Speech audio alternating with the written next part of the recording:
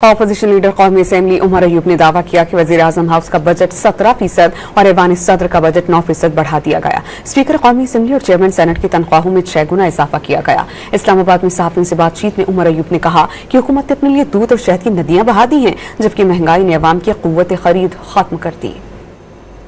यहाँ पे आपके असातिज़ा और मुलाजमीन यहाँ पे अपनी तनख्वाहों के लिए मुजाहरा कर रहे थे।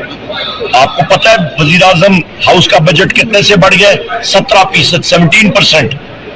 प्रेसिडेंट हाउस का बजट कितने से? 9%। स्पीकर और आपके चेयरमैन सेनेट ने अपनी तनख्वाहों में कितना इजाफा किया है? आपका तकरीबन 600%, 6 गुना इजाफा कर दिया है। 2.5 लाख से उठा के 14 लाख चले गए। क्या बात है जनाब, अपने लिए दूध और नहर की नदियां बहा दी हैं। आज पाकिस्तान में आपका क़ुव्वत की खरीद खत्म हो गई है। तनख्वाहदार मुलाजम मेहनत का शख्स किधर जाएगा? घर का चूल्हा किधर चलाएगा?